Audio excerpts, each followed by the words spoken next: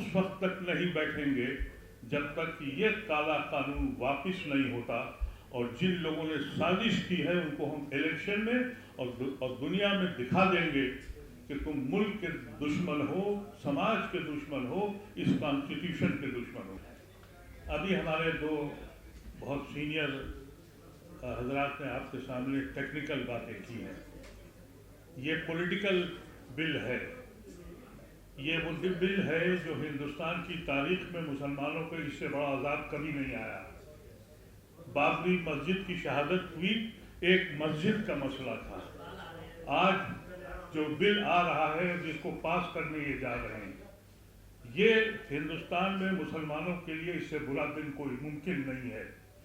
ہماری جائیدادوں کو لے کے جو جھوٹے الزامات لگائے گئے، یہ کہا گیا کہ جیسا ابھی قاسم رسول الیاس صاحب نے کہا کہ جس زمین پہ ہاتھ رکھ دو وہ وقف کی زمین ہے، اور لاکھوں ایکڑ زمین ان کے پاس ہے۔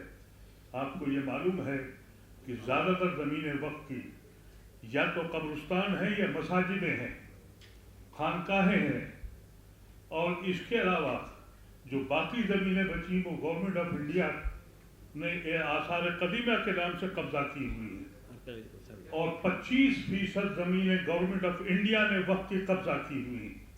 تھوڑی سی زمینیں ہمارے پاس ہیں جس کی آمدنی سے ہم مسجدوں کے اماموں کے تنخواہیں نکالتے ہیں، اور یہ بھون پیدا کیا گیا کہ یہ کمیونٹی اتنی بڑی، اتنی دولت مند ہے، ان کو یہ تک نہیں معلوم ہے کہ جب آپ وقف کر دیتے ہیں، انہوں نے یہ کہا ہے گورنمنٹ نے کہ ہم بہت فائدہ کرنے والے ہیں، ان کو یہ تک علم نہیں ہے کہ جب وقف کیا جاتا ہے تو جو وقف کرتا ہے اس کی ایما ہوتی ہے، اس کی ول ہوتی ہے کہ یہ زمین ہم دے رہے ہیں اسکول کے لیے، مدرسے کے لیے، کیا آپ وہاں 5 اسٹار ہوٹل بنائیں گے؟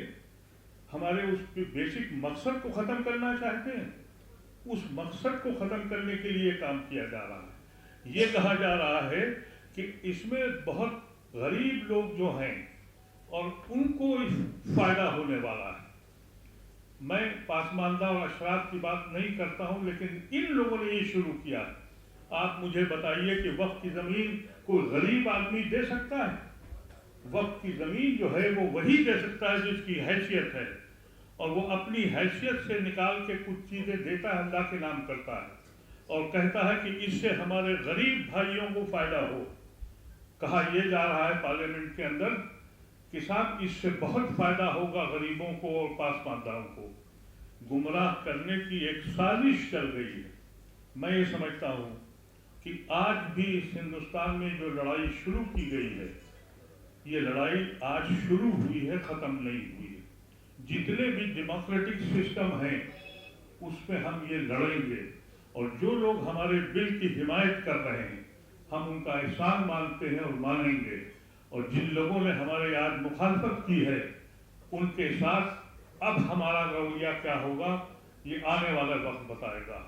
ہم ان کے حقے پانی بند کرائیں گے، اور وہ حضرات، وہ مسلمان جو اپنے عہدے کے خاطر ان لوگوں کے ساتھ ہیں، ان کے ساتھ ہم لوگ کوئی نہ کوئی فیصلہ کریں گے۔ یہ مت سمجھیے گا کہ یہ لڑائی صرف علماء کرام کا لڑ رہے ہیں۔ مسلمان ایک گاؤں کا مزدور، اس کا بھی دل ہل گیا ہے، اور ایک بیوروکریٹس اور ایک فوجی اور ایک وہ بھی مسلمان، وہ بھی سمجھ گیا ہے۔ ہمیں ابھی یقین ہے کہ ایک بڑی تعداد ہمارے ساتھ غیر مسلمانوں کی ہم ان کے احسان مند ہیں، ہم ان کے ساتھ مل کے لڑیں گے۔ اور یہ جو انہوں نے تماشا شروع کیا مودی اور شاہ نے، اس کا مقصد یہ ہے کہ تم اس ملک میں اس طرح سے رہو گے کہ تمہاری جائیدادیں بھی ہم چھین لیں گے، تمہاری مساجدیں، تمہاری خانقاہوں پر ہمارا قبضہ ہوگا، ہمارا آدمی بیٹھے گا، جیسا ابھی ہمارے سیکرٹری جنرل نے کہا، وہ فیصلہ کریں گے۔ اس کو منظور کیا جا سکتا ہے؟ ہندوستان کی تاریخ میں اس سے بدترین دن کوئی نہیں آیا، لیکن یہ مت سمجھا جائے کہ یہ قوم مر گئی ہے۔ ہم شکر بھی کرتے ہیں مودی صاحب کا کہ انہوں نے ہمیں جگانے کی کوشش کی ہے۔ ابھی تک ہمارے بچوں کو لنچ کرتے تھے، ہم اس لیے چپ تھے کہ اس کا بچہ مارا گیا، میرا بچہ تو بچ گیا۔ ابھی تک ہمارے پر بلڈوزر چلاتے تھے، ہم یہ کہتے تھے کہ اس کا گھر گر گیا، میں تو بچ گیا۔ اب آج ہمارے دین کا مسئلہ کھڑا ہو گیا ہے۔ آپ یاد رکھیں، اور آپ کی مدد ہمیں چاہیے، اس لیے کہ جو صحافی इंसाफ नहीं करता। सहाफ़ी का तो मतलब ये है कि अगर वो सख्त में कलम चलाए तो हवा के रुख बदल देता है, लेकिन अगर वो बेईमान हो जाए और नाइंसाफ़ी दिखाए तो ज़मीन पर बोझ हो जाता है। मुझे तवक्को है कि आप इस मसले को इस अंदाज से मत लीजिए। मेरिट का जहाँ तक सवाल है, जो जेपीसी बनाई गई थी, एक एक चीज़ बता दी गई कि ये गैर कानूनी है, संविधान के खिलाफ है, लेकिन मेजॉरिटी का जोम किसी एक की भी से बात नहीं मानी गई। आज होने वाला क्या है?